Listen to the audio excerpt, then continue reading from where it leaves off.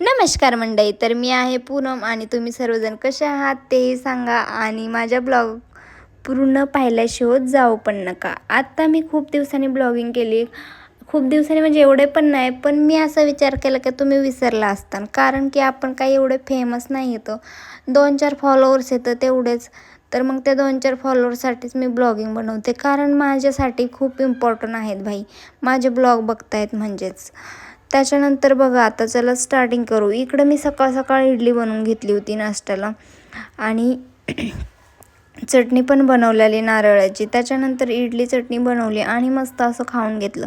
त्यानंतर मी निघले होते माझ्या कामाला जाण्यासाठी. मस्त रेडी वगैरे झाले आणि मग निघले कामावर जाण्यासाठी. त्यानंतर तिथं पोहोचले आणि दिवसभर माझ्या थोबाडाकडे पाहून समजलंच असेल की मला किती बोर झालं होतं बाई, कारण माझा फर्स्ट डेच होता तिथं आणि मला खूप जास्त बोर होत होतं. जास्त ओळख बिळख तर नव्हती कोणाची, पण ठीक आहे, मला एकटं राहायला उलटं जास्त आवडतं, असं काही नाही.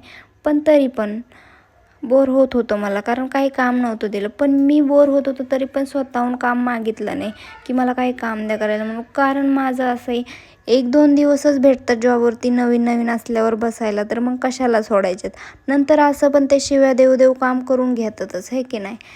तर असू द्या. त्याच्यानंतर मग बोर झालं दिवसभर आणि मग काही काम बी नाही केलं, फर्स्ट डे होतं म्हणून. त्यानंतर मग आले घरी आणि घरी आल्यानंतर सगळ्यात पहिलं घेतलं जेवण बनवायला. तर चपात्या वगैरे बनवून पीठ वगैरे मळून घेतलं चपातीचं. त्यानंतर इकडं मी आज घेवड्याची भाजी बनवणार होते आणि मला हे घेवड्याचं भाजी मी खरंच फर्स्ट टाईमच बनवली आणि खाल्ली पण फर्स्ट टाईमच, कारण आमच्या घरात पण कोणी बनवले नाही कधी आणि मी पण नाही बनवली. तसं तर मला ही शेजारच्या काकूंनी शेंगा दिल्या त्यांच्या रानातल्या, कारण मला त्या बोललेल्या की भाजी बनव, छान बनते. मला नव्हतं माहिती, मग मी यूट्यूबला बघून बनवली. आणि ज्यांना कोणाला रेसिपी हवी असेल ना घेवड्याच्या ह्याची भाजीची पण आणि इडली चटणीची पण, ती मी यूट्यूबला ऑलरेडी अपलोड केलेली आहे. सो जा यूट्यूबला आणि बघा, बनवा आणि मस्तपैकी खा, कारण मी तर बनवून खाल्ली आणि खूप जास्त छान होते.